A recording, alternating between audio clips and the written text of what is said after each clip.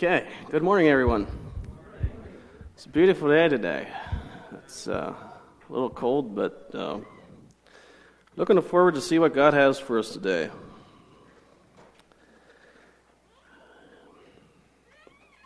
This morning I got up and I think one of the first things going through my head was, oh no, what did I get myself into again?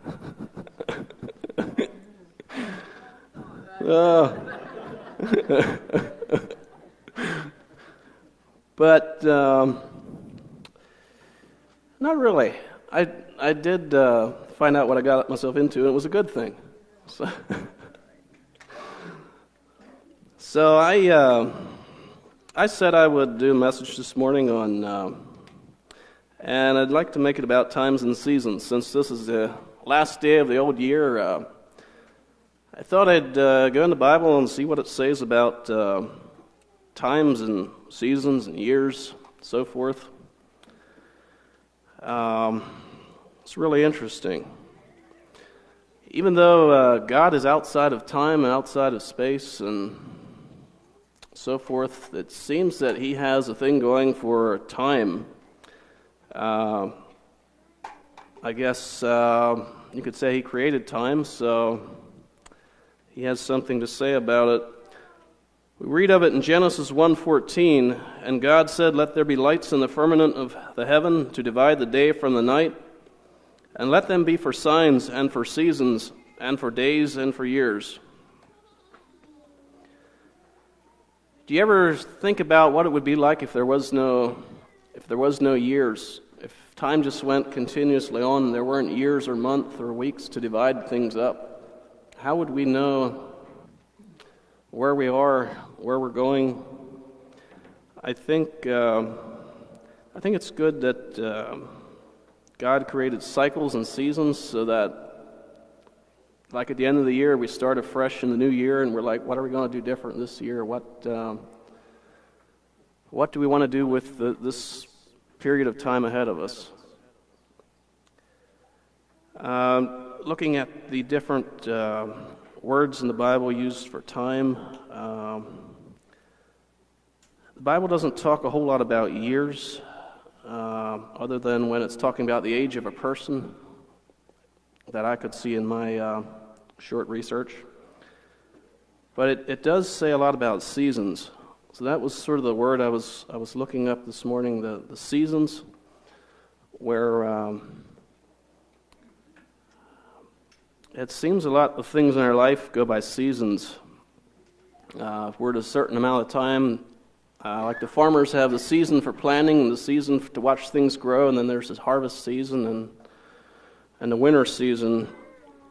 And I'm seeing that in our lives there's similar things. Sometimes there's something in our life and it's just there for a season. It might start in and it might grow and mature, and then it seems God closes the door in that season and we move on to something else. And I believe that's the way God created it.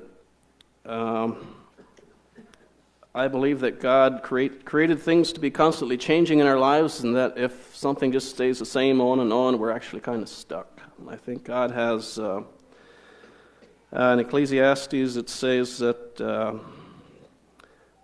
everything there is a season and a time to every purpose under the heaven. A time to be born and a time to die, a time to plant and a time to pluck up that which is planted.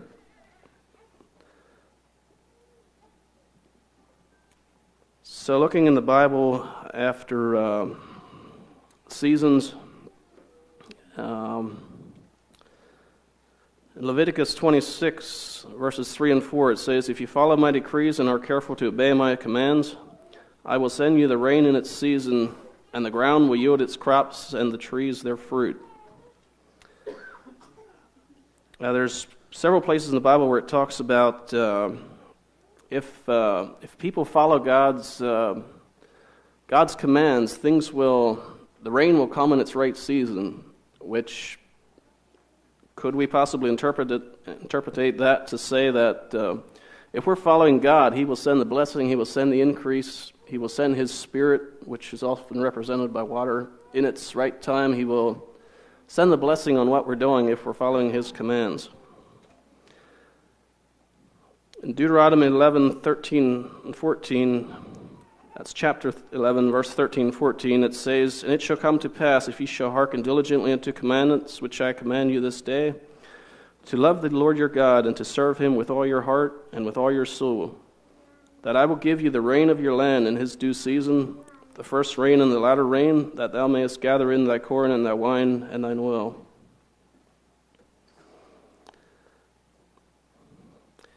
In Daniel 2:20, Daniel is praying and saying, "Blessed be the name of the Lord forever and ever, for his wisdom and might are his.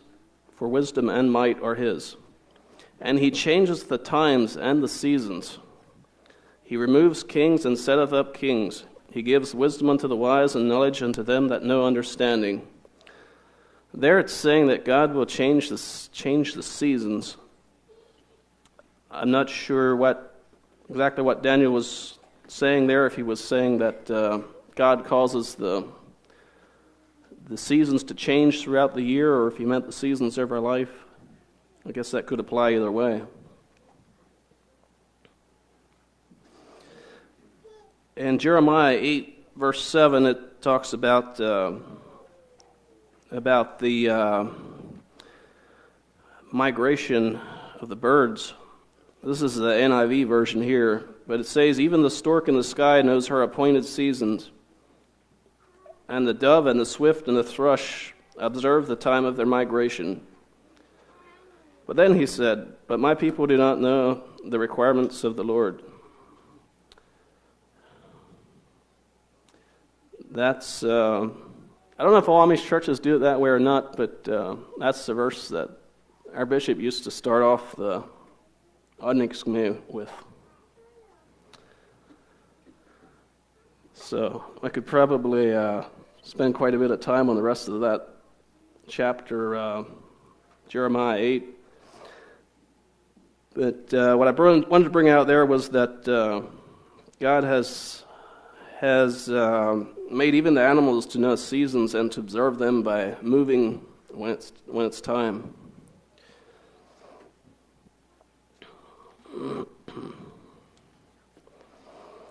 In Psalms chapter 1, "Blessed is the man that walketh not in the counsel of the ungodly, nor standeth in the way of the sinners, nor sitteth in the seat of the scornful. But his delight is in the law of the Lord, and in his law doth he meditate day and night. And he shall be like a tree planted by the rivers of water, that bringeth forth his fruit in his season. His leaf also doth not wither, and whatever he doeth shall prosper." Sometimes we've seen things bring forth fruit in the off season, and it doesn't really work out well. I remember on the farm, usually if we had early corn harvest, sometimes some of the corn would go into the ground and it would sprout and it would try to bear fruit in late October, November. It was doing the right thing at the wrong time.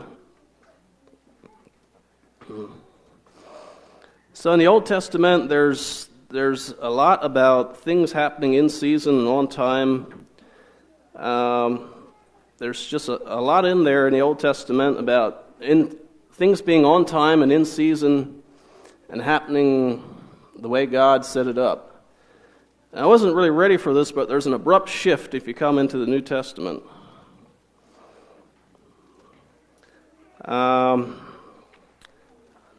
There's one in Matthew about the seasons where the Pharisees also with the Sadducees, tempting, desired Jesus that he would show them a sign from heaven. He answered and said to them, "When it is evening, ye say it will be fair weather, for the sky is red. And in the morning it will be foul weather today, for the sky is red and lowering. O ye hypocrites, you can discern the face of the sky, but can you not discern the signs of the times?" And then he's rebuking them there for not knowing what the times are and what's going on.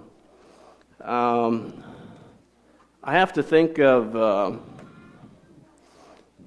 the stock market, for example. If people know what's going on, they can make a lot of money if they can tell what's going on. But and sometimes you have people who are looking for a clue or looking for a sign for what's going to happen next. You have Maybe the more superstitious people are looking for signs, things to line up to know what's going on, to comprehend what's happening. But here Jesus says, "A wicked and adulterous generation seeketh after a sign, and there shall be no sign given unto it but the sign of the prophet Jonas." And he left them and departed. And what I read out of that this morning was that Jesus is saying that we should know what's going on. We shouldn't depend on astrology or certain things to happen.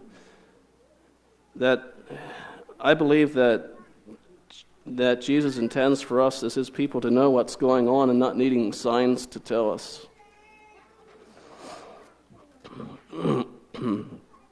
And then for the shift, I was reading all the stuff in the Old Testament where God is telling people that if they follow him, things will happen on time and in season. Now we come here to Mark 11, and this one kind of took me for a loop. On the morrow, when they were come from Bethany, Jesus was hungry. And seeing a fig tree afar off having leaves, he came, if haply he might find anything thereon. And when he came to it, he found nothing but leaves, because it was not the season for figs. So, okay, the fig tree was not doing anything wrong, right? It was going to have its fruit in its season. So then Jesus kind of breaks our box like he usually does. And Jesus answered and said unto it, No man eat fruit of thee hereafter forever. And his disciples heard it. And in the morning, as they passed by, they saw the fig tree dried up from the roots. And Peter, calling to remembrance, saith unto him, Master, behold, the fig tree which thou cursed is withered away. And Jesus answering saith unto him, Have faith in God. For verily I say unto you, that whatsoever ye shall say to this mountain, Be thou removed, and be thou cast into the sea, and shall not doubt in his heart, but shall believe that those things which he saith shall come to pass, he shall have whatsoever he saith. Therefore I say unto you, that what things soever you desire when you pray, believe that you shall receive them, and you shall have them. So all of a sudden he's saying it doesn't matter what season it is, if you ask for it, you shall receive it. Or that's kind of what I read out of that. And then he gives an exception there. And when ye stand praying, forgive, if ye have aught any against any, that your Father also which is in heaven may forgive you your trespasses. But if you do not forgive, neither will your Father which is in heaven forgive your trespasses. So he just got done saying you can have whatever you want, but after that he says, just make sure that you've forgiven everybody you need to forgive. And then the last place that I took note here was in 2 Timothy 4. This is Paul writing to Timothy. I charge thee therefore before God and the Lord Jesus Christ, who shall judge the quick and the dead at his appearing and his kingdom. Preach the word, be instant, in season and out of season. Here again, it's not talking about things in season. He's saying preach the word at all times. And I looked up the Greek for the in season and out of season, and those words are, I believe, only used once in the Bible. It's sort of a modification of a Greek word. The Greeks had two words to describe time. One was chronos, which in the English language we have the word chronological. I'm not sure if I'm pronouncing it right, but it means like the calendar and days and years in order. And then they also have the word kairos, which means an opportune time, a good time to do something, which the King James sometimes translates as season, because if it's the right season to do something, it's the opportune time, the best time to do it. That's kairos. And now Paul is writing to Timothy, and he says, preach the word all the time, whether it's kairos or not. Whether it's a good time or it's a bad time, you need to preach it anyway. And then he says why. For the time will come when they will not endure sound doctrine, but after their own lust they shall heap to themselves teachers having itching ears.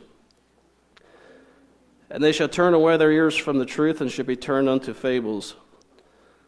So I believe what he was saying there is we need to speak the truth, whether it's a good time or whether it looks like a good time or not.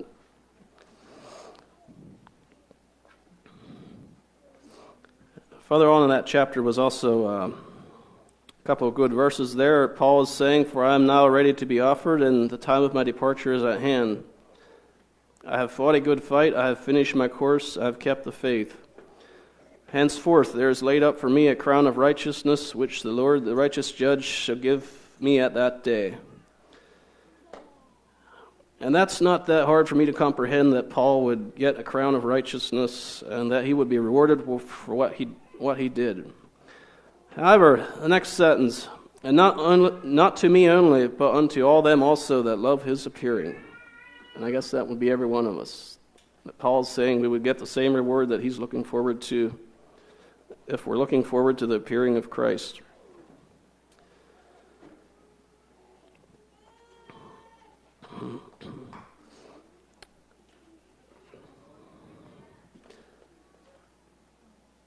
So there's a beginning of time and there's the end of time. And I believe Paul was there referring to the end of time.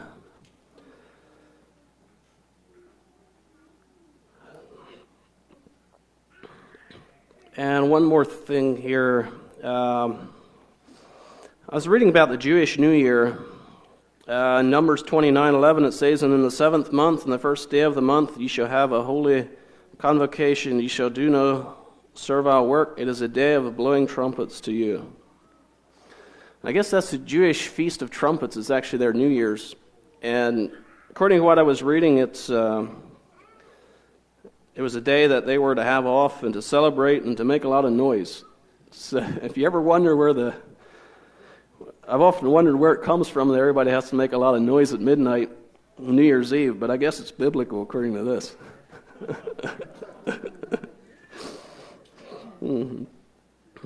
So, all right, well, that's the end of my notes. That's what I got. God bless you all, and have a blessed New Year.